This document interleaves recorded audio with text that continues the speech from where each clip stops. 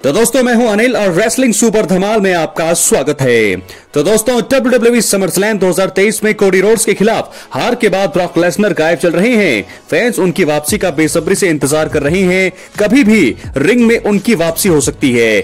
WWE survivor series का आयोजन 30 नवंबर 2024 को होगा।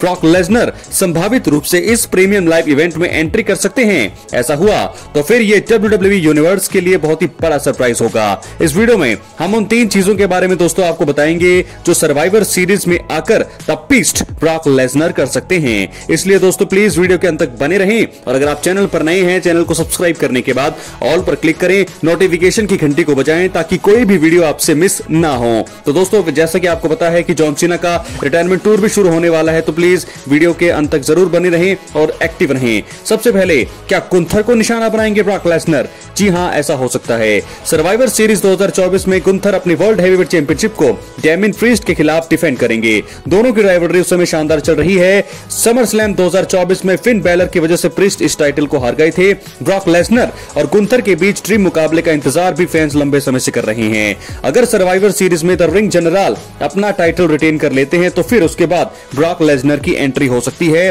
वहां से फिर दोनों के बीच शानदार राइवलरी शुरू हो सकती है। तो दोस्तों एक तरीका यह है ब्रॉक लेसनर का WWE में एंटर करने का।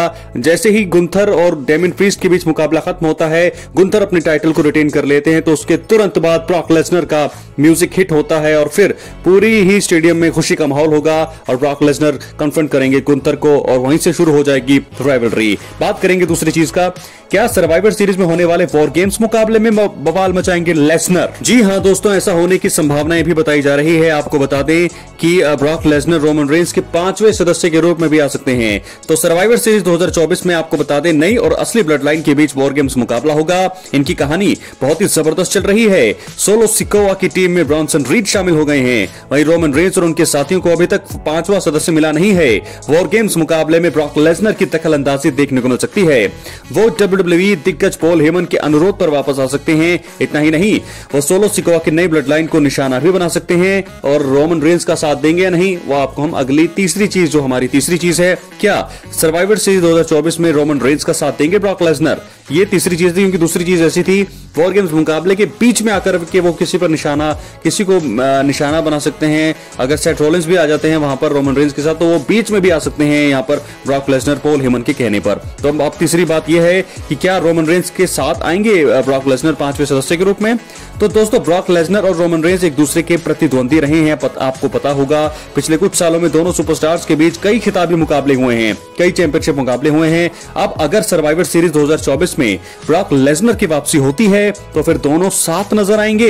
बड़ी बात, रोमन रेंस और उनके साथी सर्वाइवर सीरीज में नई ब्लड लाइन के खिलाफ वॉर गेम्स मुकाबले में कंपीट करने के लिए 5वां मेंबर ढूंढ रहे हैं। इस साल जून में पॉल हेमन के ऊपर सोलो सिकोआ और उनके साथियों ने अटैक किया था। पॉल हेमन का बदला लेने के लिए रोमन का साथ ब्रॉक लेसनर दे सकते हैं। ऐसा भी हो सकता है कि वो डायरेक्ट सर्वाइवर सीरीज में ही 5वें सदस्य के रूप में एंट्री करें। तो मुझे दोस्तों सबसे ज्यादा यही लगता है, क्योंकि शुरुआत में वो नहीं आ सकते। ब्रॉक लेसनर एक ऐसे सुपरस्टार हैं तगड़े कि उनकी हाइप बनाना जरूरी है।